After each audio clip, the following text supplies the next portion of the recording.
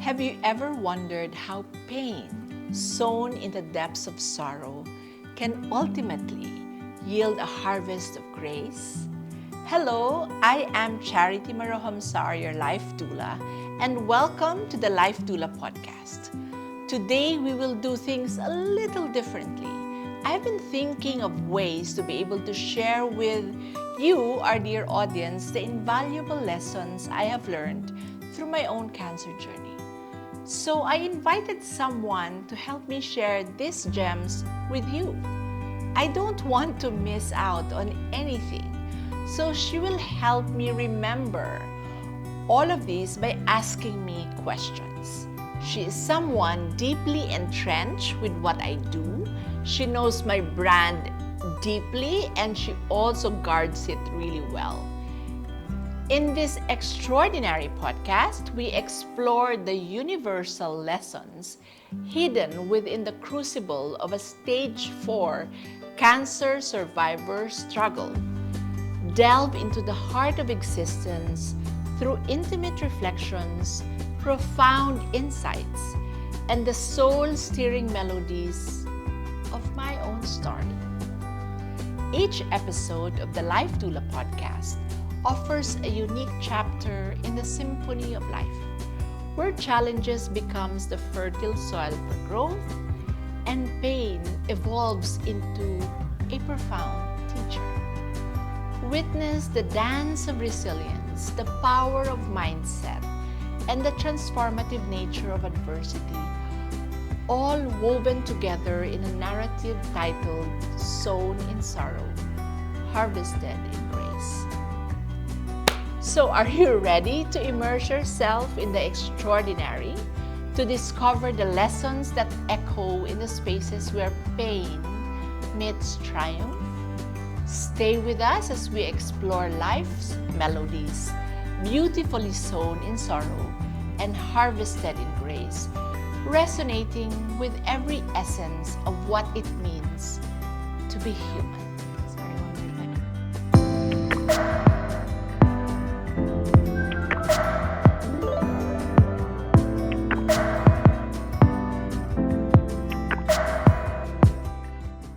So welcome, dear listeners. Today we embark on a heartfelt conversation exploring the profound life lessons gathered through the journey of a resilient soul. So this is the Life Doula podcast. So I am happy to be able to do this with her. She needs no further introduction as she is someone who has gracefully navigated life's dance, turning challenges into lessons. So shall we dive right into the heart of the matter? Thank you, Japs. You know, Jap has known the voice of my brand as she helped me establish the Life Doula brand. And I am blessed to share the same faith with her. So yes, Japs, let's do this. All right. So let's start with the first lesson. So there's resilience transforms. So can you share a moment when resilience played a crucial role in transforming a challenge into strength? Certainly, Japs. During my cancer journey, there were many moments when I felt really overwhelmed. But embracing resilience became my guiding force. And, it transformed fear into courage and uncertainty into determination. Each step of that journey was a testament that transformative power of resilience. It meant that every time I got knocked out during chemotherapy, I had to go back to the saddle, as we speak. Or when setbacks happens, like chemo is delayed, I had to, pull myself together and know that I can do it. I had to adapt with all these things, choosing joy in my heart. The image that I had in my mind every time I go through this was Jesus on the cross, and his walk to Calvary. Every time I imagine that, then my pain is really reduced almost to none compared to what he has gone through. To me, that is more than just a picture of resilience. That's very interesting that you're able to like connect your faith in terms of something practical as reducing the pain, or even as you said, almost zero. No? So very powerful testament. So moving on to lesson 2. So this time we're going to go to mindset. So mindset matters. How has cultivating a positive mindset shaped your reality? I hear in most of your classes how this played a role in your healing. I always think that mindset is the lens through which we view the world. And during my own cancer journey in 2016, maintaining a positive mindset was almost imperative for me. And my mantra, one of my mantras was not one negative thought. Parang that was really my result, not one negative thought. So I always say to most of the cancer patients I work with that while cancer is a physical disease, the battlefield is in the mind. So mindset really turned the darkest moment into opportunities for growth, allowing me to see beyond the illness to the possibilities of a brighter future. Nice. So very interesting that it starts with the mind and the body follows somewhat, right? Yes. So very beautifully expressed. Now, to save on time, we will move on to lesson 3, which is valuing time. So I have always known you as someone who does multitasking. And it's like you're always working. I have to like say, can you please rest? So how has your perspective on time evolved, and how do you now spend it on meaningful pursuits? You know, facing mortality really reshaped my view of time. First of all, we all think we have time. And being able to realize that I may go anytime made me embrace that I don't really have time. We don't really have time. So with that reality comes a reframing of how I needed to spend time. Having this dream of providing for my family just like you do, I thought I had a license to work 14, 18 hours a day. Up to depletion, meaning, I'm tired, but I still push myself. But in a flick of a finger, I just realized I may not have those times. So everything realigned very quickly, and I had to prioritize. Where will I put my energy? Who do I want to spend whatever time I have left?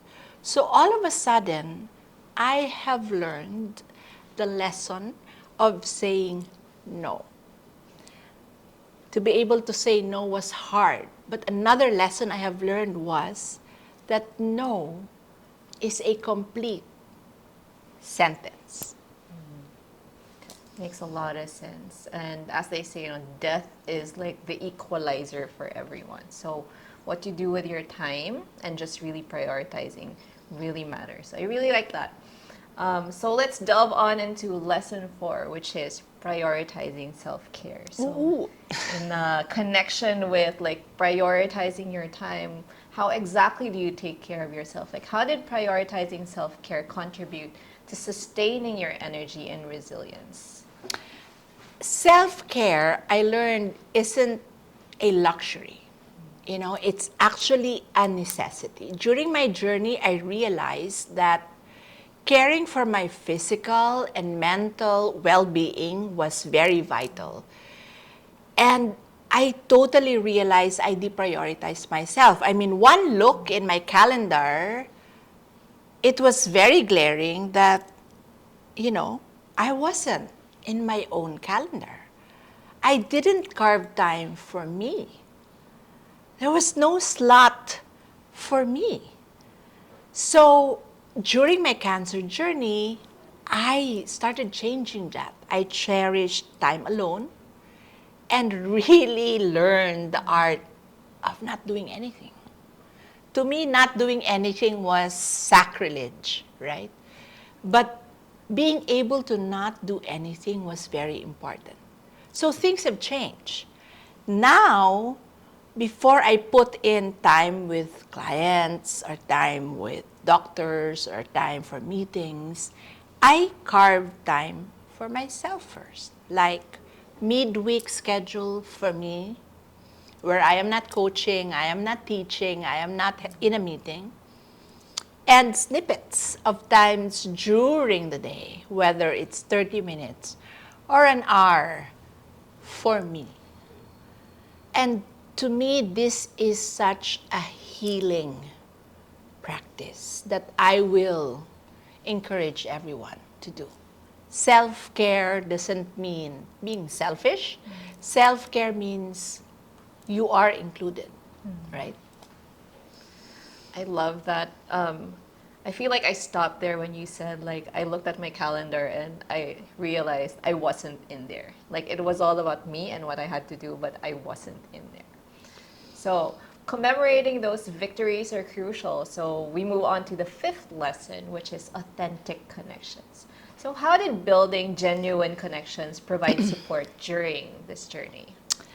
Undoubtedly, while I have a lot of friends, most of my time was spent with work friends. I didn't really spend meaningful connections, right? I have this group of friends way back when we were pre-elementary, and I hardly connected with them, but they really made an effort when I got sick. They were all coming from different parts of the Philippines, but they would come to see me. And I felt that was one of the things that was missing in my life. And now that I know better, I know that social connections is way up there when it comes to living a longer life. Of course, nutrition is there, movement, physical activity, but social connection is really on top. So authentic connections also means I'm able to really choose the people I spend time with, the kind of energy these people bring to my space. I think that's what authentic social connection is all about, being able to curate your space with people that brings good energy to your life. That's a very interesting experience of yours, because usually when we have friends who are sick, the tendency is to, oh, maybe we shouldn't bother her because she's resting. So that's very interesting to know. So on to the next one. So embracing change. I feel like this is a big one. So how did embracing change become a key aspect of your journey? I can only imagine the drastic changes that you had to go through back then. Japs, when cancer happens, I always say your life is turned upside down, literally. And I mean, every aspects of my life became different from what I can do and cannot do. And it included the change of where I was sleeping, because the first 2 months when I was undergoing treatment, my back was full of metastasis in the bones that I can hardly sleep on the bed. So I had to sleep on the floor where my head can lie down. That's a big change. So I had to pause and ask myself, my life has changed. Do I scream, kick, and shout to fight this, or do I embrace it? That this is new changes for now while I'm undergoing healing. And I think that's very important, because if we fight it, it becomes really painful. And I've seen this in a lot of cancer patients' lives. So embrace the change. It becomes a survival dance. That's how I felt. It really allowed me to adapt, to twirl with new perspectives and possibilities. If we really sit with the changes happening in our lives and we say, I will allow this to flow into my life, then change isn't a threat. It's a partner in the choreography of the growth of one's life. I'm getting that point where you're saying that resilience doesn't have to necessarily be you withstanding something. It could be you going with the flow. Yes. So that's also, I think, for someone who's going through cancer, that's something that's very important to keep in mind. So I can't even imagine how you cope with all of these, because I feel like, wow, it's like it's an internal battle. It's really you against yourself. So in terms of pain, so we find our purpose, no? So how did this all happen leading to what you are doing now?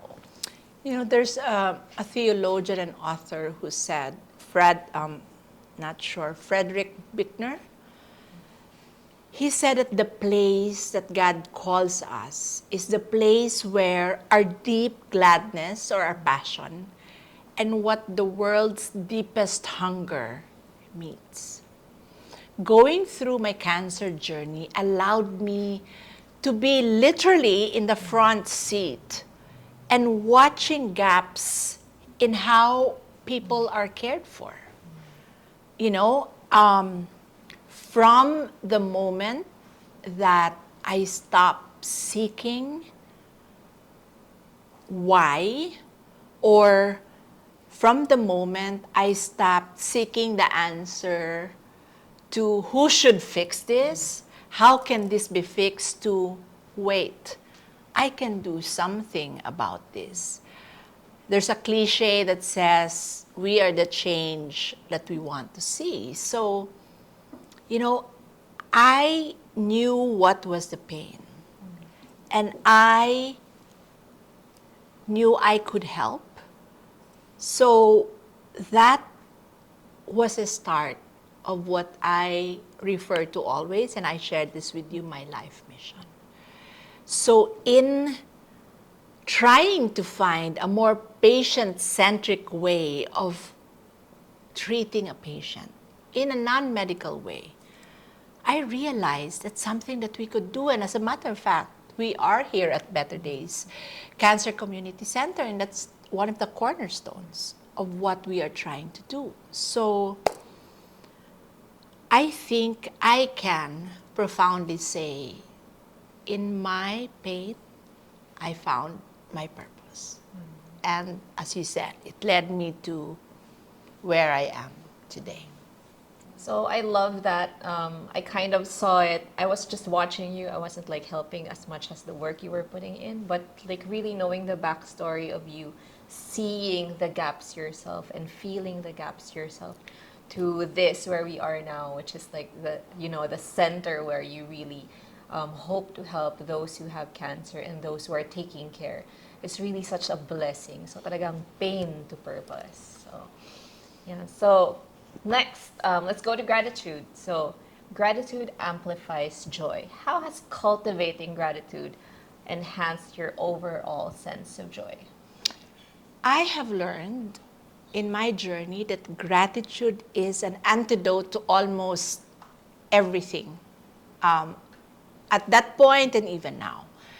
When I feel low, I just count my blessings. And I mean, you know, the bad days don't last, so bad days and good days, I really count my blessings. And I have adopted this, what I always refer to as Charity, what are the 3 things you are grateful for? And I don't mean profound things like, thank you for this life. Nothing like that. And I really mean gratitude at a granular level. And this at that time could mean I'm able to taste my coffee, or I'm able to drink water, or too much information, I'm able to pee without any help. At that detailed level, that I'm able to eat food which was challenging for most cancer patients. So I was able to adapt that and bring that to a point where, believe it or not, I was grateful that I was able to do chemotherapy despite what everyone is saying against it, and that I could afford it. I didn't know how I was able to afford it. That's how much grateful I was. And every moment I feel is worth celebrating. Gratitude to me is the melody that amplifies joy of the present moment. It's a harmonious dance with the blessings, turning ordinary moments to extraordinary symphonies. It's a practice that transforms the mundane into magical. If you do it every day, I think there is an opportunity to shift what we feel. That's one of the lessons I've really learned and I bring every day into my space is gratitude. Very powerful. Having gratitude just for the little things. That to me was striking. Just being able to taste your coffee, something that I neglect even today. So having that when you're sick and you have nothing, like not a lot to hold on to, I think is really helpful advice. So next, so let's go to legacy. Legacy of impact. So how do you consider the legacy you want to leave behind, and how have your choices contributed positively to the lives of others? Just when we realize that our sole purpose for being here and now is very simple, yet very challenging, which is to follow God's mission. That's everything that we have to do. You know, nothing grand, nothing, rock science, is to follow God's mission for you. Then it centers me into not even my own legacy. How do I make, with the work that I do, the invisible God be visible to other people?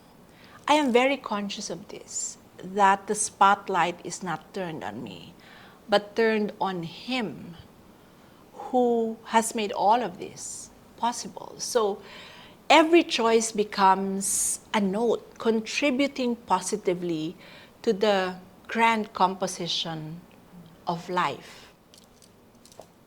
That's amazing. So a God legacy instead of a self legacy. Yes, I think that's the right term. You went through a certain journey to get to that point, because usually when you're sick, you would tend to look at yourself, but you have realized that it's a God legacy.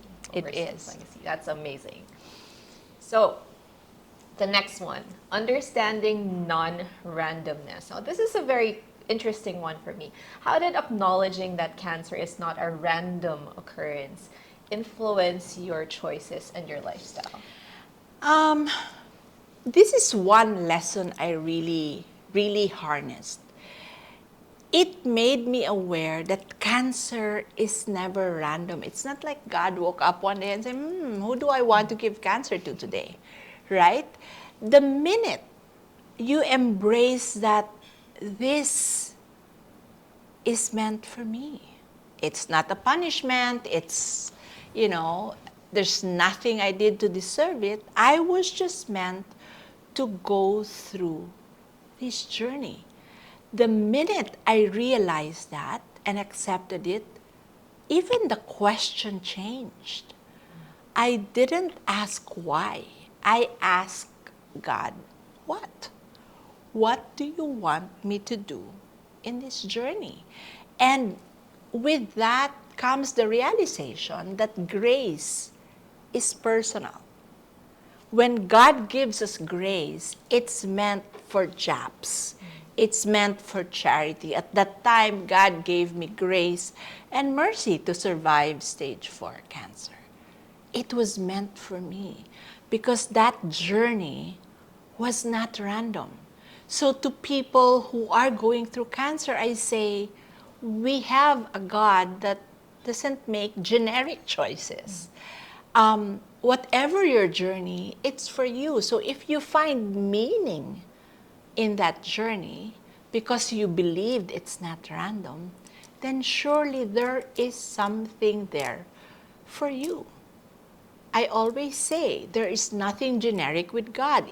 It becomes a dance of informed choices, shaping a healthier and more intentional path. If I didn't go through cancer, I would have missed all the awe-inspiring people I have met, including our dear friend.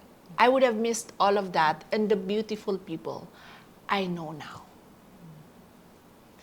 That's beautiful. I think to say that, because usually we're so used to, like, God is gracious, God is merciful, but to put it on a personal level really makes one think, especially in light of being sick. So the next one, holistic healing. This is something that I have been learning, the concept I've been learning just from like being around your work. So how did embracing a holistic approach contribute to your overall well-being? Holistic healing recognizes the interconnected nature of our being. It is a deep belief that our body was created mind, body, and spirit. So therefore, when we heal, it should also be all these three. In my case, spiritual healing happened first. So forgiveness, being connected to our God, because being spiritual doesn't mean religion. It really means, being personally connected with the God that we believe in. I supported myself with making sure that emotionally and mentally I had the tools to be able to battle with cancer. So I'd like to think that the physical, the body healed the last when everything was in place. And this is, again, the cornerstone of our cancer support community. I founded Better Days on this belief that we should treat the whole person and not just the tumor. The whole person, including the community that supports the person. So that to me is what true healing is about. It involves harmonizing these elements, creating a symphony of well-being. I think the biggest learning I got from you when I first was introduced to this idea was the community part. So it's like, oh, that is true. Everyone around you is affected when you're sick, and so they also have an impact on you when you're healing. Yes. Okay, so the next one, finding meaning in your journey. So what role did this play in your healing? Jap, this lesson is so interconnected with the other lessons, like cancer is not random. If you are meant to travel the cancer journey, therefore, there's something there for you. Seek that, find out what you are meant to do, and realize what you can do with it. Surely, God did not put you in this journey to suffer.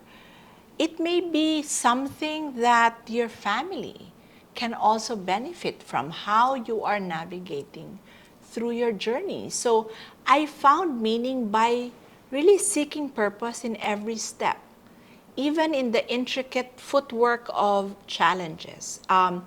It's the constant exploration, finding beauty even in the seemingly chaotic moments, like, okay, I need to be confined because my immune system is low. I mean, the doctor calling me to say you have to check in the hospital because you might get infected with flu. I would, instead of saying, why is my chemo late? I would say, okay, maybe this is a time that God wants me to rest and recuperate. So I do not fret so much. So when you find that meaning, then everything else seems to flow, as you say. And you don't fight it. You just allow things to happen. Very profound. So the next one, finally, this lesson. So acceptance of inevitable death. So this one is a kind of a heavy one. So how has accepting the inevitability of death shaped your appreciation for life? For as long as I can remember, I am so scared of people who died and death itself.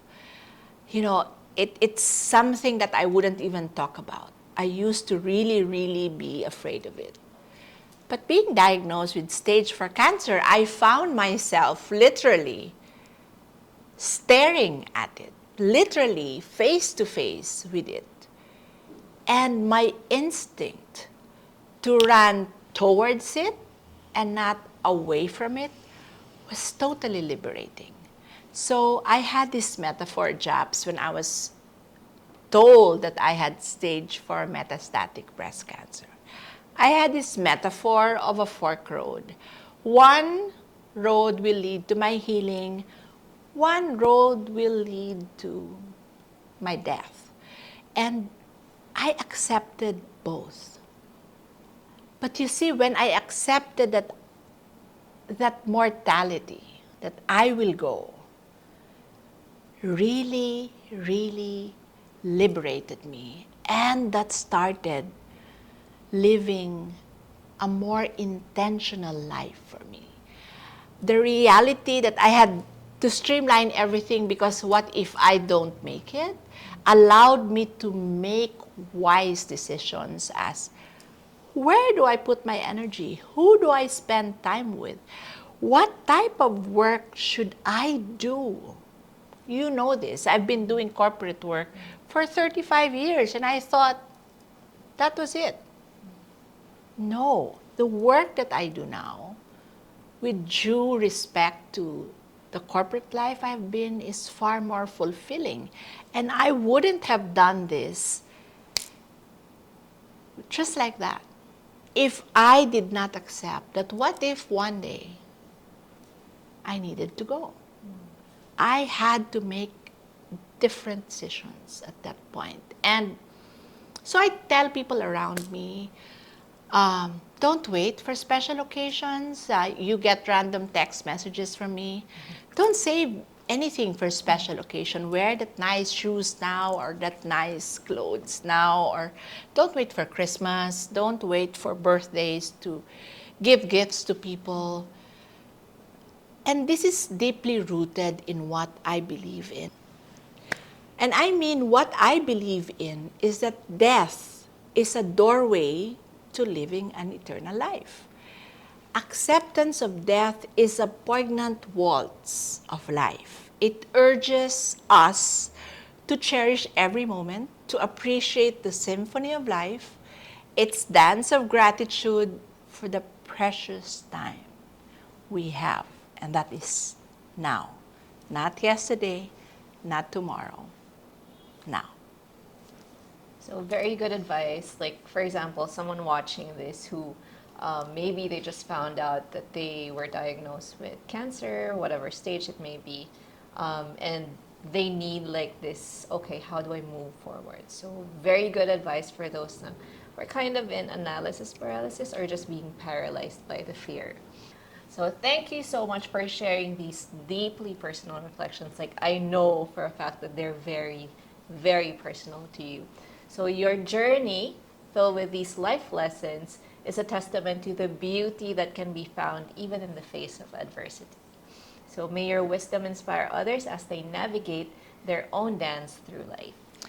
Jobs, I cannot thank you enough. I don't know how to be able to share this with people. Thank you for allowing me to share these gems with our audience, with your help. And as you wish for the same thing, I wish that all these lessons resonate with people who are watching us, and may this guide their journey and guide them through their dance of life.